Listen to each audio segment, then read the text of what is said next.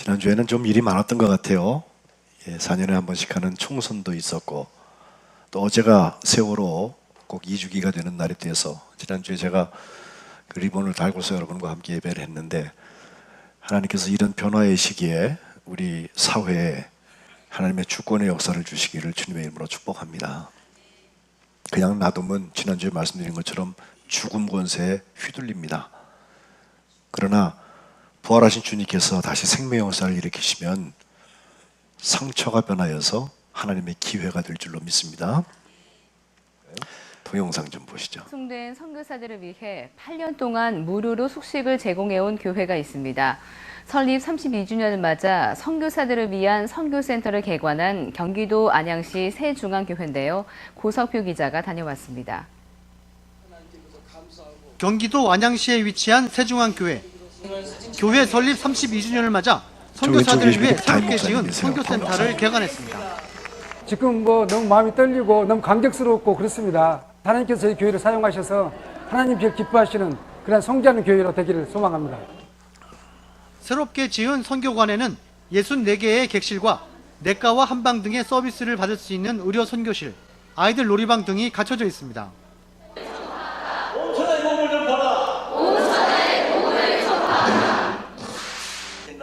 새중앙교회는 2008년부터 해외에 파송된 선교사들이 고국을 찾았을 때 편안하게 쉬고 재충전할 수 있도록 선교관을 운영해 왔습니다.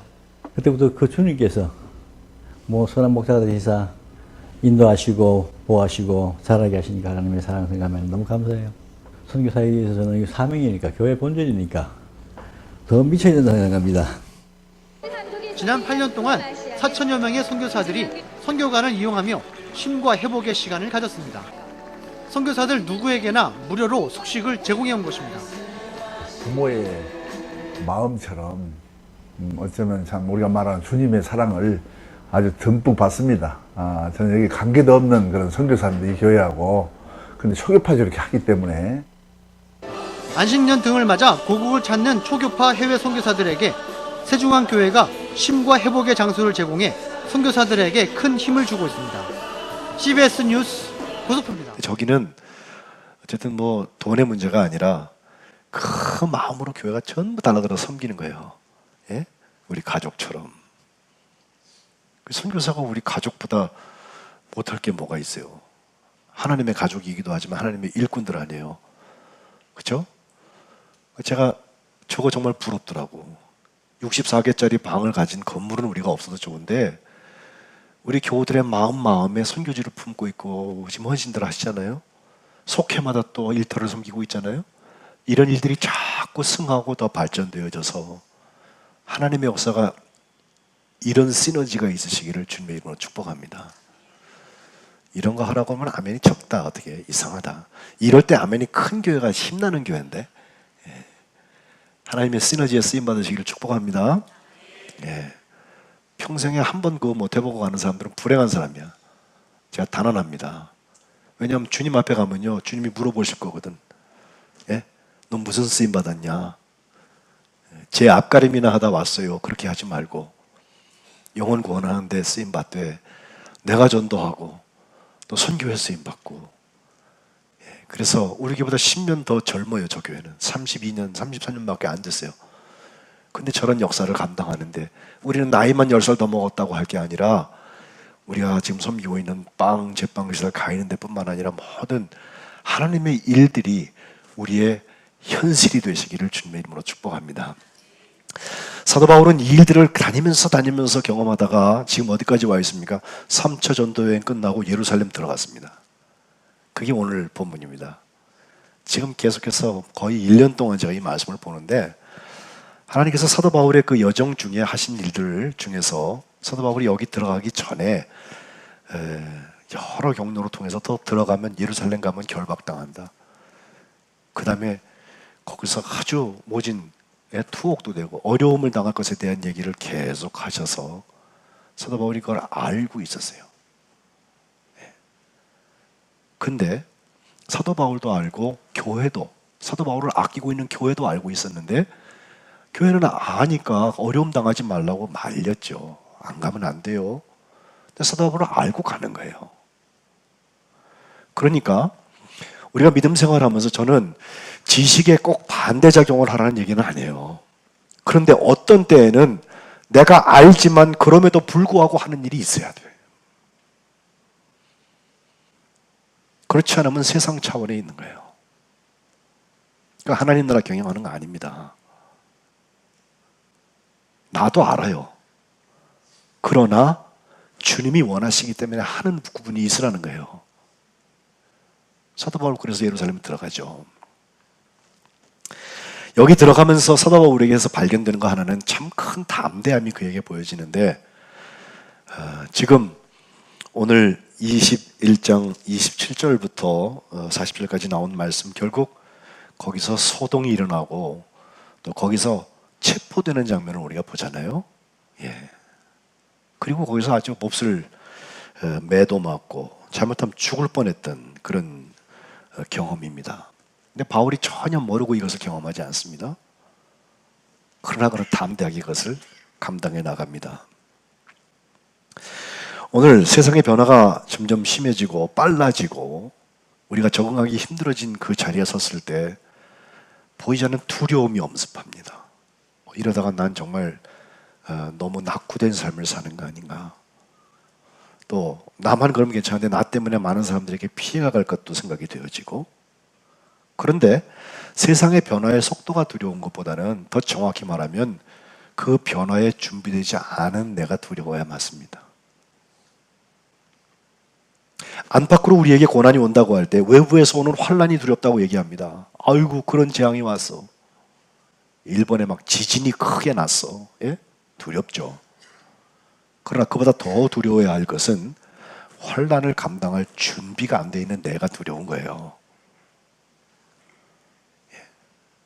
일본은 비교적 내진 설계를 잘 해놓았기 때문에 굉장히 큰 지진이 엊그제 본진이라고 한번 더 났는데도 그렇게 큰 피해를 입지는 않았습니다.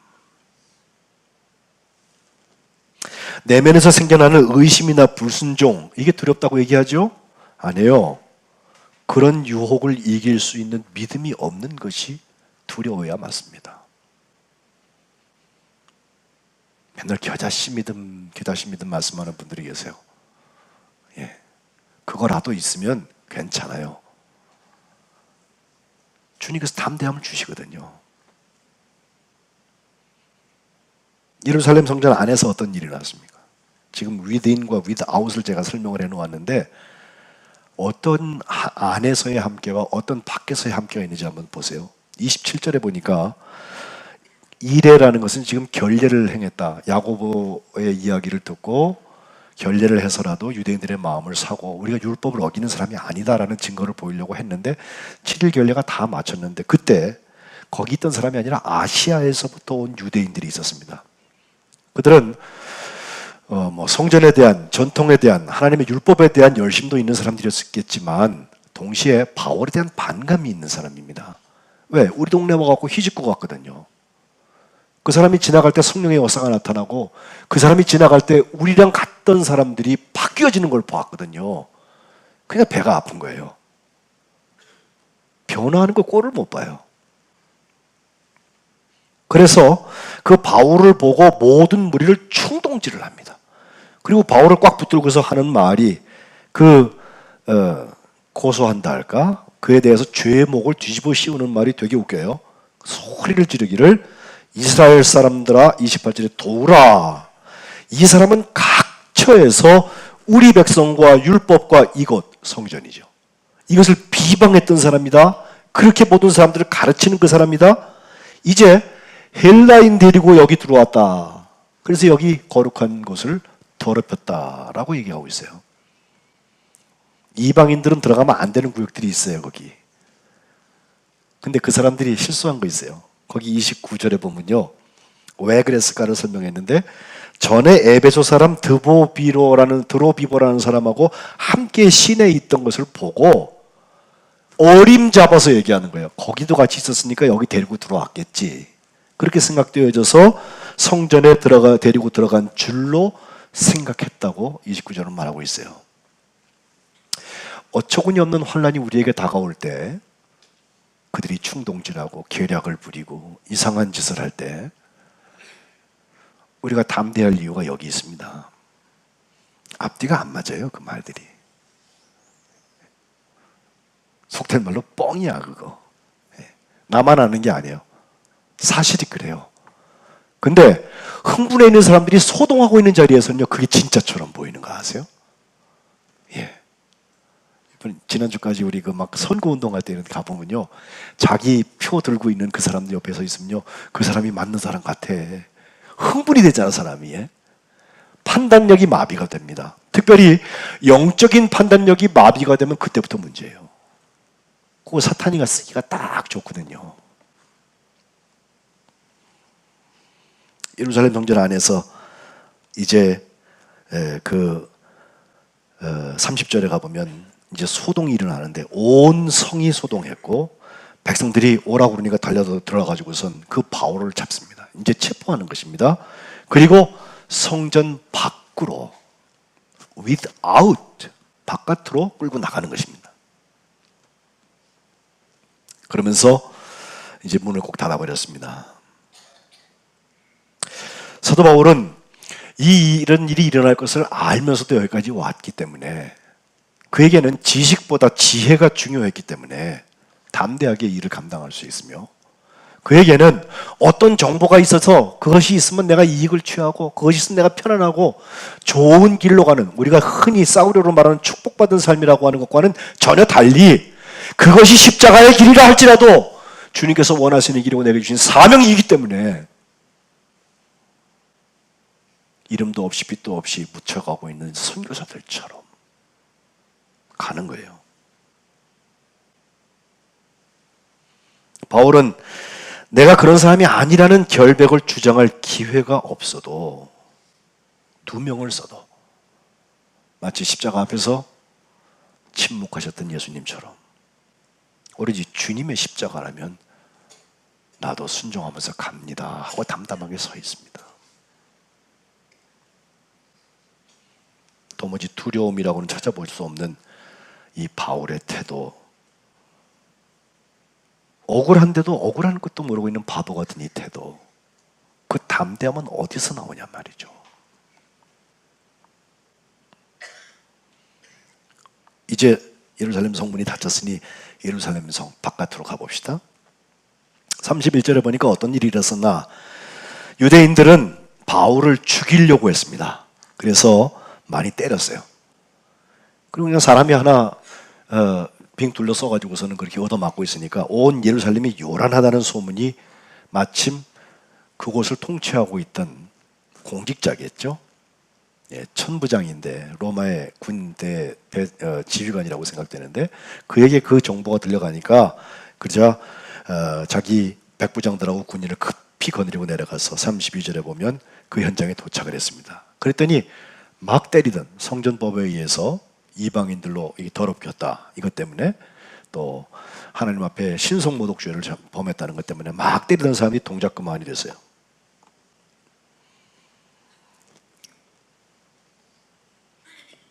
바울 때리기를 그쳤다. 천부장이 그들에게 가서 묻습니다. 바울 얻어맞고 있는 저 사람은 쇠사슬 2개 가지고 그걸 묶어라 해놓고 왜 이 사람이 무슨 일을 했길래 지금 이렇게 얻어맞고 있냐라고 물었는데 34절에 그들이 대답한 걸 보니까 어떤 이는 이런 말로 어떤 일은 저런 말로 소리만 지르는 거예요. 이 소동의 특징입니다. 앞뒤가 안 맞아요. 예수님 때도 그랬어요. 트집 잡을 게 없으니까. 천부장이 소동으로 말미암아서 진상을 알 수가 없어서 그를 체포해서 영내로 끌고 가라고 명령을 했습니다. 이 천부장의 체포라고 하는 거 바울이 어떻게 보면 또 억울한 일을 당하는 것이기도 하잖아요. 얻어맞은 것도 억울한데 거기 로마 군인한테 붙잡혀가지고선 또 이제 감옥살이 해야 되는구나.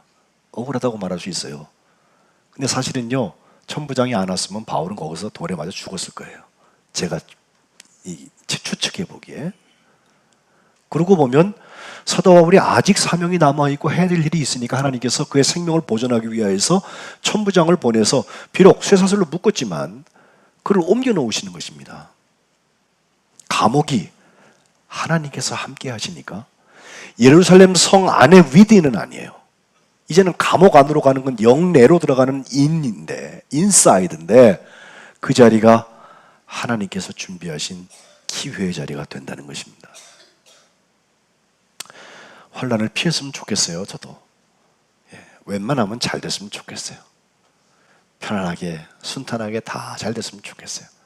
기도한 대로 이루어졌으면 좋겠어요. 근데 그 기도가 주님의 뜻하고 배치되면 어떡하시겠어요? 우리는 이걸 원하는데 주님은 저걸 원하시면 어떡하시겠어요? 딱 만나서 그게 십자가의 일로 막 일어나면 참 좋겠는데 그렇지 않고 길이 달라서 평행선을 가고 있으면 어떡하시겠어요? 우리가 손해보는 것 같은 자리, 환난의 자리라도 그것이 주님의 뜻이면 거기 서는 게 맞다는 거예요. 들어가며 나가며 복을 받는다고 할 때에도 들어갔으면 들어간 데 계신 주님께서 역사하시는 일을 감당하고 나가면 나간 데 계신 주님께서 하시는 일을 감당하는 사람에게 축복의 역사가 열리는 거지. 들어가서는 밖에 계신 예수님하고 달리 또 안에 계신 예수님하고 달리 살고 나가서 또 달리 살고 그러면 들어가면 나가며 도대체 우리에게는 이율배반적인 일들이 일어나는 것입니다. 좀 쉽게 얘기해 볼까요? 예배 드릴 때 여러분의 마음과 상태하고 우리가 우리의 삶의 자리에서의 우리의 마음의 상태하고 어떻습니까? 성전 안에서와 성전 바깥에서가 어떻습니까? 사실 안타까운 건 그거예요. 성전이라는 곳은 하나님이 계신 곳이고 예배하는 곳이고 하나님과 소통이 일어나는 곳이고 우리의 영적인 충전이 일어나는 곳이라고 한다면 성전 안에서 사도 바울 같은 사람들이 체포되고 거기서 끌려나가고 이런 일이 있어서는 안 됩니다. 그런데 버젓이 일어나잖아요. 또 사도 바울이 피할 수 있는데도 피하지 아니하고 담대하게 그것을 감당하잖아요. 우리는 예배 드릴 때 그 모습 가지고 나가서 살려고 그러면은 밖에 나가면서 다 털고 나가는 사람도 많아요. 오늘 예배 끝, 세상 시작 이거죠. 언제 함께 플러스 하시겠어요?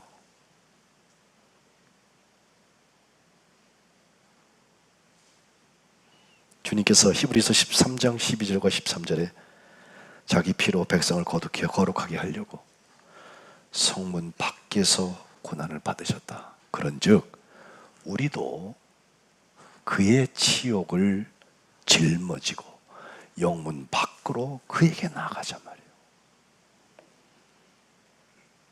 이것이 함께 플러스의 비밀입니다.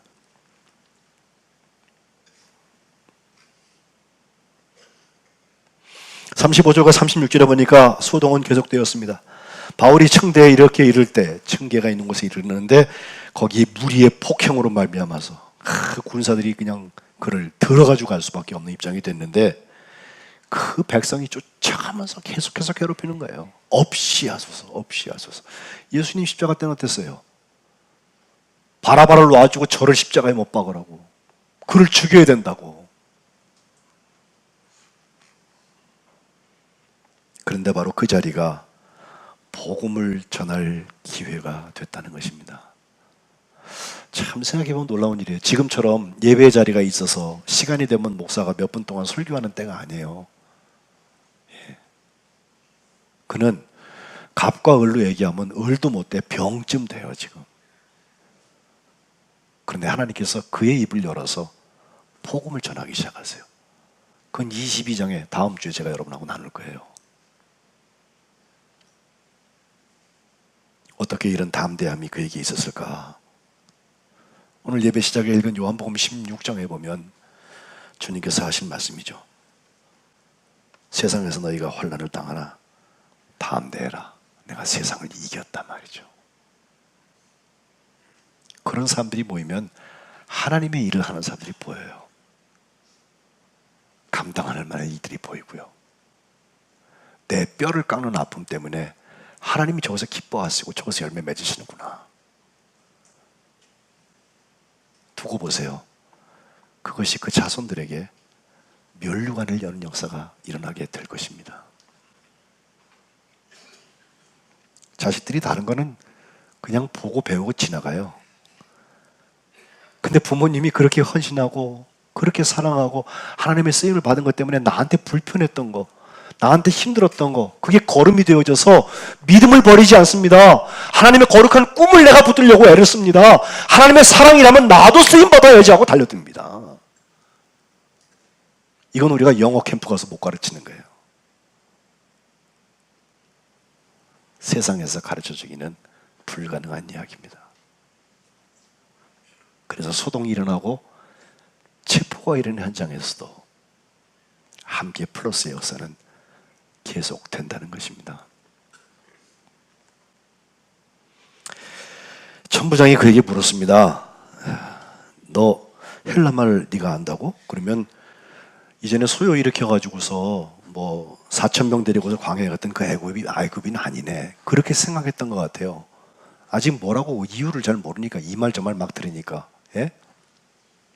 근데 바울이 자기를 설명하기를 39절 나는 유대인인데 작은 읍, 소읍이 아니라 저기 길리기아 다소라는 도시의 시민이다 하면서 백성에게 말할 기회를 내게 달라고. 그래서 천부장이 허락을 해서 그 침대 위에 서서 백성들을 조용시켜 놓고 히브리 말로 복음을 전했다는 거 아니에요. 예. 하나님께서 이렇게 귀한 간증 기회를 주신 것, 세상의 원리로 하면 곧 그가 죽어야 마땅하고 큰 혼란 가운데 있는 자리이지만 하나님께서 그 자리를 바꾸어 놓으시고 함께 플러스로 그를 구원할 뿐만 아니라 거기에 함께한 사람들을 구원하는 역사를 이루신다는 것입니다. 지난 주간에도 제가 선교사님들 몇 분을 만나서 식사 대접도 하고 교제하는 시간을 가졌는데, 요즘 선교사님들은요, 예전에 저희들 젊었을 때 나갈 때처럼 가서 교회 짓고 원주민들 말 배워서 사역하고 이런 선교사님들도 계시지만 독특한 사역을 하시는 분들이 계시더라고요. 쓰레기 매립장에 가 있고, 예? 밥퍼 사역한다고 그래갖고 밥퍼서 먹여주고 있고, 우리 교회하고 연결되어 있는 기도하고 있는 김능료 선교사님, 진짜 능력이야. 예? 파워가 있어요. 예. 하여튼 교제할 때마다 사역의 그 지경이 넓어지고 기도 중에 품어야 할 만한 그런 비밀스러운 일들이 일어나는데 그 결론은 구원받는 거예요. 하나님이 사랑하시고 하나님 변화시키시고. 성경에 제일 많이 나오는 말이 뭔지 아세요? 명령 중에서 뭐 해라, 뭐 해라. 우리는 보통 사랑하라 이렇게 생각합니다. 좋은 얘기인데 그보다 더 많은 말이 있어요. 그게 두려워하지 말라는 얘기예요. 어떤 성서 신학자는 그걸 다 세보고서 366번 나온대요. 그래서 1년에 우리가 365일이잖아. 근데 어떤 4년에 한 번씩은 366일 걸리잖아. 그죠? 그래서 1년에 한 번씩은 그걸 다 세고 나가도 성경에 있는 말씀을 된다는데 그 내용이 두려워하지 말라는 거예요. 너희가 혼란을 당하나 담대하라. 두려워하지 말라는 거예요. 그렇죠? 우리 구약 성경 통독했으니까 잠깐 얘기하고 싶은 거는, 이를테면 모세가 죽었을 때 40년 동안 민족을 광야에서 출애굽시켜서 지도했던 모세, 하나님께서 정말 친구처럼 대화했고 모세를 통해서 얼마나 큰 역사들이 나타났어요. 그가 이제 지도권을 이양했을 때 여호수아에게 두려움이 생겼습니다. 여호수아 1장 5절에 보면 모세와 함께 한 것처럼 내가 너와 함께 한다. 그렇게 말씀하시면서 두려워하지 말라, 담대하라. 두려워하지 말라, 담대하라. 이 담대한 역사는 혼란이 없기 때문에 담대한 게 아니에요. 하나님께서 함께 하시기 때문에 함께 플러스의 현장에서 경험하는 담대함인 것입니다. 어찌 보면 우리 믿음 생활에서 두려울 일이 없었으면 좋겠는데 있어요. 두려울 일이. 우리도 세상에 사니까 두려운 일들이 와요. 세상 사람들하고 똑같은 두려움 우리에게 있어요. 그것만 우리가 잘 피해 다닐 수만 있으면 뭐 간증거리 될 것 같아요? 그렇지 않습니다. 진짜 간증은 똑같은 두려움을 만났는데 저 사람은 이상하게 담대해. 똑같은 어려움이 왔는데 그 사람은 이상하게 그걸 이겨나가. 뭐 이상한 우울증 같은 거 걸린다고 그러고, 예? 이상한 도피처 하나 찾고 있고. 그런 게 아니라 하나님께 주신 생명의 역사를 아는 거예요. 주님과 함께 십자가에 죽고 주님과 함께 부활한 사람이 뭐가 두렵습니까? 거기서 생겨지는 담대함이죠.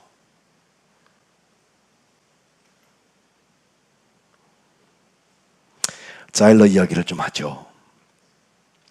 중국에 와서 선교했던 이 엘리자베스 자일러 선교사는 1889년도에 태어났는데 그녀가 9살 났을 때 독일의 스투트가르트라는 중부 조금 아래에 있는 도시에 거기서 났는데, 도시 아니고 거기 좀 지역에 났는데 9살쯤 됐을 때 자기 선생님의 영향을 받아서 아프리카 선교사에 대한 얘기를 선생님이 자꾸 해주시는 거예요. 그래서 나도 이제 기회가 되면 주님이 원하시면 선교사가 됐으면 좋겠다 이런 마음을 품고 갔대요. 근데 아버지한테 그 얘기를 하기는 뭐하고, 그래서 계속 자라다가 티네이저 뒤쯤 돼서 열 몇 살 되었을 때 그가 이제 앞으로 뭘 해야 될까 진로를 결정해야 되거든요, 독일 쪽에서는. 그래서 인문계 갈래 실업계 갈래 뭐 이런 것도 결정하고 그러는데, 그때 자기가 마음 먹는데 주님께서 말씀 주시기를 선교사가 되라고 그런 말씀을 마음에 주신 거예요. 이제 그 준비를 하느라고 그 인터뷰 면접 시험을 좀 보게 되었는데, 그 면접 시험 본 데가 제가 살던 그 집이에요. 예, 제가 스위스의 바젤의 바슬러 미션이라는 한 200년 된 선교단체 거기에 있었거든요. 거기 위에 천장이 이렇게 돼 있는 그 방, 아내하고 자고 거기서 아기 낳고, 그 아이가 이번에 대학을 졸업하게 됐잖아요 벌써. 예. 그런데 그곳에서 이제 인터뷰를 하려고 갔는데 하필 간 그날 그가 기차를 타고 슈투트가르트에서 내려와서 쭉 오는 동안에 이상하게 열병이 걸려가지고서 말을 제대로 할 수 없을 만큼 아주 아팠어요. 그래서 인터뷰 자리에 겨우 도착은 했는데 인터뷰하는 사람들이 보기에 이건 인터뷰할 수 있는 상황이 아니다. 우리나라 같으면 떨어졌어요 이렇게 할 텐데 그러지 않고, 오늘은 하지 못하겠으니 오늘은 저 위에 다락방에 가서 자고 그리고 내일 합시다. 이게 인터뷰를 연기를 해줬대요, 하루를. 이 엘리자베스 자일러라는 여자가 그 이야기를 듣고서 그때까지 계속 자기가 훈련해 오던 거, 주님한테 묻고 주님 내게 주시는 지금 이 명령 순종하는 거, 그걸 계속 하는데 주님한테 물은 거예요. 주님, 나랑 함께 가자고 한번 말씀해 주시면 좋겠어요. commit, command. 그때 주님께서 그 다락방에 가서 쉬라고 그래가지고 문 열고 들어갔는데 그 창문 옆에 commit, 나와 함께 가자 라고 써있더래요. 그걸 보는 순간에 그 마음에 주님께서 주신 그 말씀들이 생각이 나고, 그 느낌들 있잖아. 왜 내가 지금 병마에 눌려가지고 인터뷰도 못하고 하루 더 자고서 내일 아침에 인터뷰해야 되는 입장인데, 그 말씀 보는 그 순간에 그 병이 깨끗함을 얻고 새 힘을 얻고, 그 다음날 인터뷰에서 오케이 통과가 돼가지고서 그때부터 훈련받아서 결국 중국에 와서 고아들의 아버지 조지 뮬러의 영향을 받은 여자인데 고아 사역을 잘 감당하고, 또 나중에 은퇴한 다음에는 고국에 돌아가서 많은 사람들에게 선교지 현장에 대한 간증을 하고 다니고, 그렇게 살다가 86세 살고 천국에 가셨습니다. 생각해보면 제가 있던 곳에 있던 그런 이야기라서 그런지 더 현실감이 있어요, 저한테. 근데 이 여인이 그 20세기 초반, 벌써 한 100년쯤 전에 여기 중국에 와가지고 얼마나 낙후됐겠어요. 얼마나 힘들겠어요. 예? 그런 때 여기 와가지고 어떻게 이렇게 담대하게 말씀을 전하고 다녔고, 또 세상 조직이나 세상 계획이나 세상의 모든 다른 선교사들이 하고 있는, 특별히 그 서양 사람들은 거 철저하게 하거든요. 그거 묻지 않고 하나님 내게 주신 도움 가지고 갑니다. 꼭 조지 밀러가 고아원 경영하듯이 사람 찾지 않고 주님 주시는 도움으로 한 발자국씩 걸어간 거예요. 이런 사람 정말 무섭습니다. 예. 선교사들 중에도요, 자기 몸살이는 사람들도 있어요. 만나보면. 근데 저 사람은 가만 놔두면 진짜 굶어 죽을 것 같은 사람도 있어. 주님이 안 주시면 굶어 죽을 것 같은 사람이 있어요. 진짜 무식한 거지. 예? 근데 주님의 관심이 누구에게 더 있을까요? 유능해가지고 펀드레이징 잘하고 선교 보고 너무 잘해가지고 사람들이 다 감동받아갖고 주머니 열고 그런 사람도 주님 그렇게 쓰세요. 그러나 내가 도와주지 않으면 얘는 오늘 굶을지도 몰라. 주님의 몸은 거기 있습니다. 그리고 그 사람은 주님이 붙잡아준 손 때문에 담대할 수 있습니다. 이것은 선교의 이야기만이 아닙니다. 바울이 순교를 앞두고선 죽으면 죽으리라는 마음으로 내가 예루살렘에 가서 죽을 것도 난 각오했다고 들어갔거든요. 그리고 실제로 내게 주어진 그 많은 환난과 매와 고통 가운데서도 주님의 십자가 하나 바라보고 갔던 것처럼 오늘 우리 사회가 이렇게 빨리 변하고 여러 가지 일들이 복합스럽게 일어나고 막 스트레스 쌓이는 일들이 우리에게 가까이 온다 할지라도 그 속에서 오히려 너희가 세상에서 환난을 당하나 담대하라. 내가 세상을 이겼노라. 주님의 말씀 붙들고 승리하는 석관제일 교회 되시기를 주님의 이름으로 축복합니다.